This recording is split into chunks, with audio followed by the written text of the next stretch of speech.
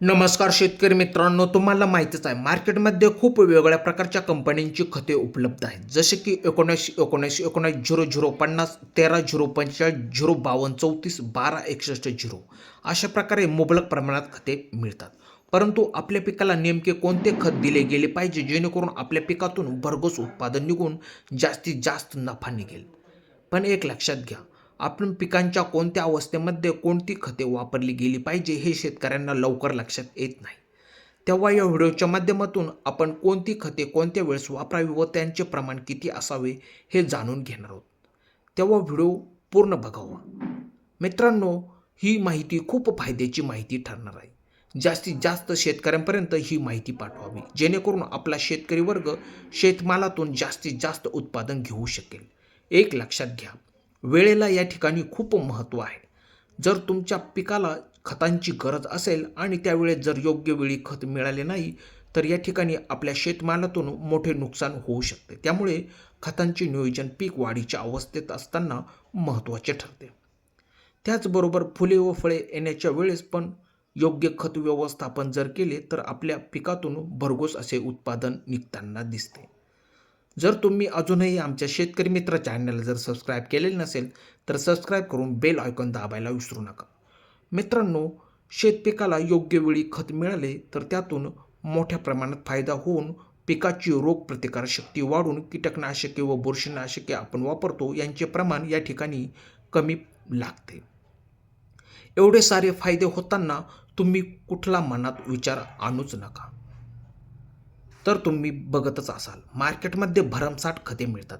त्यात लिक्विडच्या स्वरूपात आणि हाताने टाकायच्या म्हणजेच 50 किलोच्या बॅगच्या स्वरूपात खते मिळतात.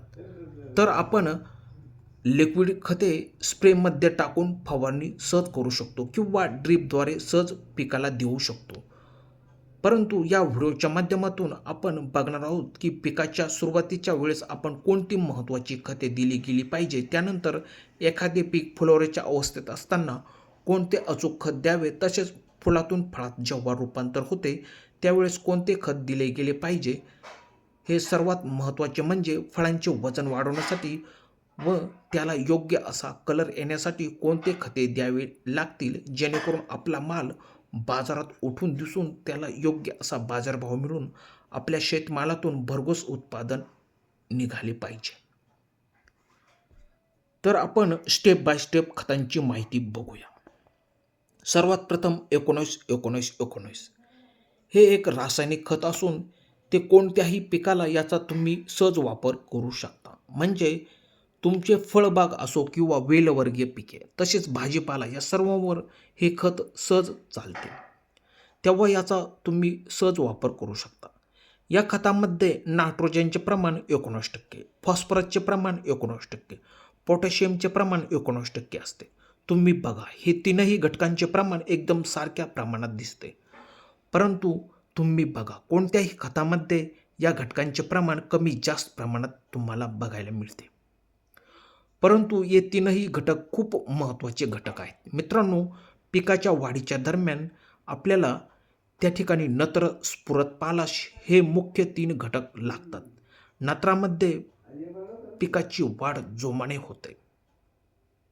त्यानंतर महत्त्वाचा घटक असतो तो म्हणजे स्फुरद किंवा याला पोटॅशियम म्हणतात. हे पिकामध्ये आपण जे प्रकाश संश्लेषण म्हणतो ते या ठिकाणी सुरळीत करण्याचे काम हे स्फुरद करत असतो. त्यामुळे हा पण घटक खूप महत्त्वाचा आहे. त्यानंतरचा महत्त्वाचा आणि शेवटचा घटक आहे तो म्हणजे पालाश. हा घटक प्रामुख्याने फळांची गोडी, आकार, वजन वाढवण्यासाठी याचा येथे फार मोठ्या प्रमाणात फायदा होतो. पिकांच्या शेवटच्या स्थितीमध्ये पालाश हा घटक महत्त्वाची भूमिका बजावत असतो. तेव्हा तुम्ही या 19-19-19 या खताचा उपयोग सुरुवातीच्या अवस्थेपासून शेवटच्या स्टेजपर्यंत सहज वापर करू शकता. पीक वाढीच्या अवस्थेत व फुले लागण्याच्या अवस्थेत किंवा फळे लागल्यावर याचा वापर तुम्ही सहज करू शकता. याच्या वापरामुळे झाडाची वाढ होऊन फुटवे जोमदार होताना दिसतात. त्याचबरोबर झाडांची मुळांची वाढ तितकीच जोमाने होताना दिसते.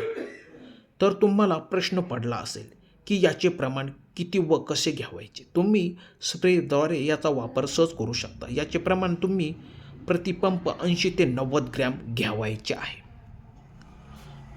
त्यानंतरचे महत्त्वाचे खत आहे ते सर्वच शेतकरी वापरतात ते म्हणजे 05234.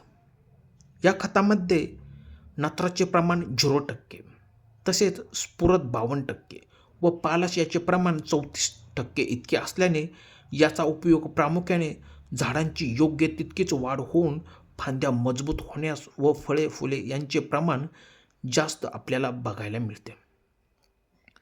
तर आपण याचा वापर फुलांचे रूपांतर फळांमध्ये होताना याचा वापर करू शकतो. त्याचबरोबर हे 05234 हे खत झाडांची रोगप्रतिकार क्षमता वाढवण्यास खूप मदत करते. त्यामुळे आपल्या शेती पिकातून मोठ्या संख्येने उत्पादन निघताना दिसते. त्याचबरोबर इतर रोग म्हणजे बुरशीसारख्या रोगांवर मात करते. म्हणून 05234 खत फायद्याचे आहे. तसेच हे खत फळाचे वजन, रंग, चव योग्य त्या प्रमाणात ठेवण्यास खूप मदत करते. त्यामुळे बरेचसे शेतकरी फुलांचे फळांमध्ये रूपांतर होण्याच्या वेळेस याचा वापर करतात. त्यामुळे झाडांची गुणवत्ता सुधारण्यास खूप फायदा होतो. त्यानंतरचे खत आहे 1261 यामध्ये नत्राचे प्रमाण 12% असते. त्याचबरोबर स्फुरदचे प्रमाण सर्वात जास्त म्हणजे 61% इतके असते. यामध्ये पालाश सर्वात कमी म्हणजे 0% इतके असते. तुम्ही विचार केलाय का? स्फुरदचे प्रमाण 61% इतके जास्त प्रमाणात असल्याने याचा उपयोग फुले लागण्याच्या अवस्थेमध्ये होतो. त्यामुळे फुले व फांद्या जोमाने वाढण्यास खूप फायदा होतो. त्यानंतर महत्त्वाचे खत आहे ते म्हणजे 13-045. यामध्ये पालाशचे प्रमाण सर्वात जास्त 45% इतके आहे. तर स्फुरदचे प्रमाण हे सर्वात कमी म्हणजे 0% इतके असून नत्राचे प्रमाण 13% आहे. हे खत फळ परिपक्व होण्याच्या वेळेस याचा वापर तुम्ही सहज करू शकता. त्यानंतरचे महत्त्वाचे खत आहे ते म्हणजे 0050-18.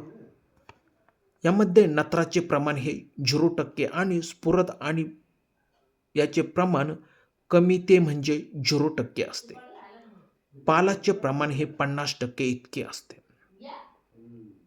18% सल्फर हा घटक असतो. मित्रांनो, हे खत वापरत असाल तर याचा रिझल्ट खूप बेस्ट आहे.